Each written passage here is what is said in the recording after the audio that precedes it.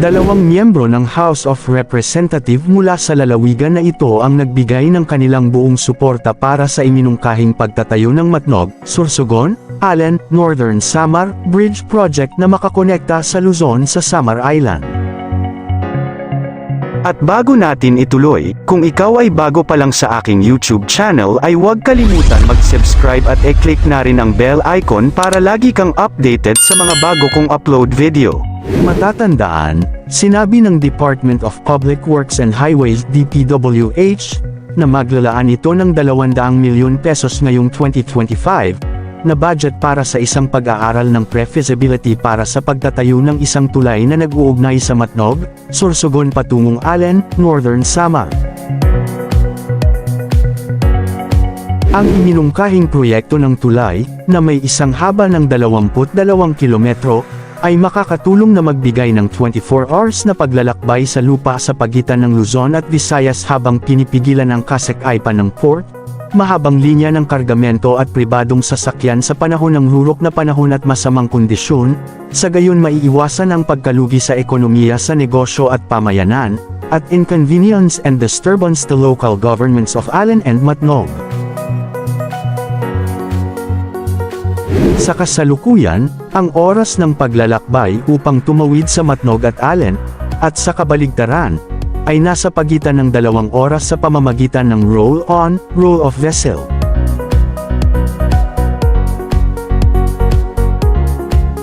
Ang pre-feasibility studies ay sumasaklaw sa proyekto ng link ng Luzon, Samar, Leyte, Mindanao, na naglalayong mapagbuti ang pagkakakonekta sa pagitan ng Luzon at iba pang mga bahagi ng Visayas at Mindanao. Mas maaga, ang Regional Development Council sa Silangang Visayas ay nagpasa ng isang resolusyon na sumusuporta sa second feasibility study para sa Matnog-Allen Bridge. Nabanggit na ang isang nakaraang pag-aaral ng DPWH ay itinuturing na hindi magagawa ang proyekto dahil sa distansya at teknolohikal na mga hadlang.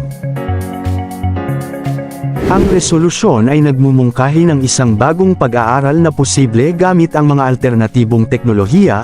Ang Bridgeng Luzon sa Mindanao ay makikinabang hindi lamang sa Eastern Visayas kundi ang buong bansa.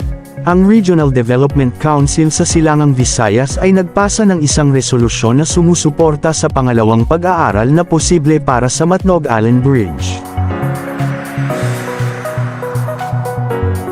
Ang iba pang mga potensyal na pagpipilian ay may kasamang isang submerged floating tunnel or a deep sea tunnel.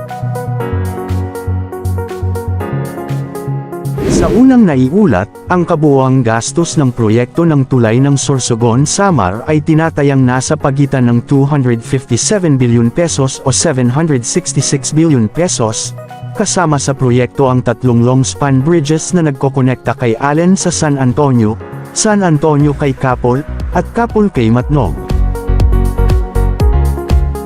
Noong 2023, inatasan ng Department of Public Works and Highways, DPWH, Central Office ang Infrastructure Development Institute of Japan upang suriin ang mga iminungkahing proyekto ng tulay na nag-uugnay sa Luzon, Visayas, at Mindanao.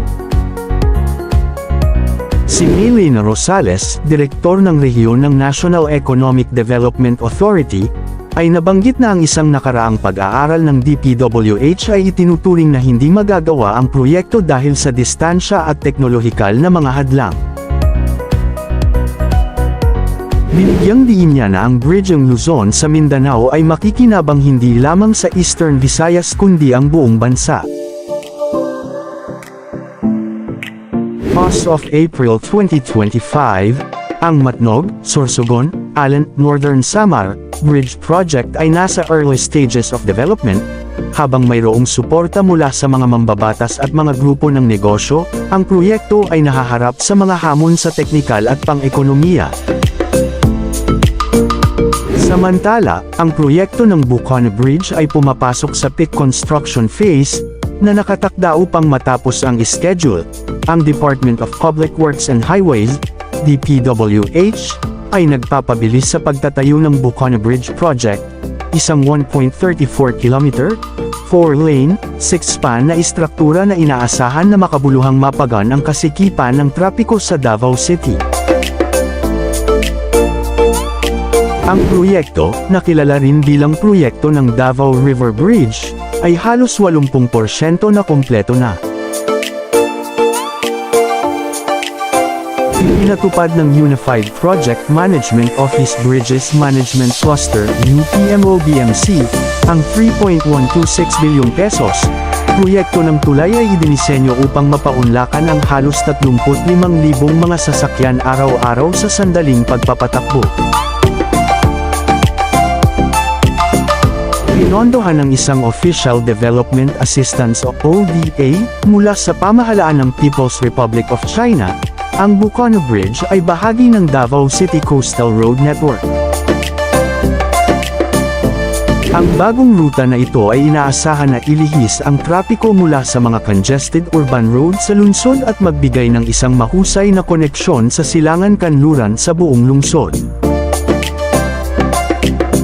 Ngayon ang paghahanda ng full preparation nito sa buong koneksyon ng buong superstructure ng 480.20 metro na extra-dosed na tulay, ang pag-install ng 10 stay cable sa Pier 2 na mahalagang susuportahan ang tulay na deck ay kamakailan ay nakumpleto habang ang konkretong pagbuhos ng mga segmental box girders, at pag-stress ng mga cable sa iba pang mga pier ay sumusulong.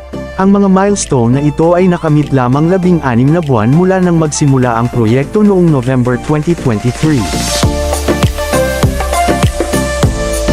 Ang mga kamakailang pag-unlad ng proyekto ay nagpapakita ng walang kap-oras na pagsisikap at pangako ng DPWH Bukana Project Team sa pamamagitan ng pangangasiwa ng DPWH UPMO Acting Project Manager Norifel at marami pang iba. Ang Bukana Bridge ay isang proyekto na mapalakas ang pag-unlad ng infrastruktura sa buong bansa habang pinapabuti ang kalidad ng buhay sa pamamagitan ng ligtas, resilient, and efficient public works. Inaasahan na maging ganap na pagpapatakbo sa November 2025, ang tulay ay mapapahusay ang koneksyon sa mga lugar ng baybayin ng Davao City. Ito ay naghanda upang maging isang mahalagang landmark ng infrastruktura sa Mindanao, pagmamaneho ng paglago ng ekonomiya sa rehiyon, pagpapabuti ng logistik ng agrikultura, at pagsuporta sa turismo at pag-akses sa mga mahahalagang serbisyo.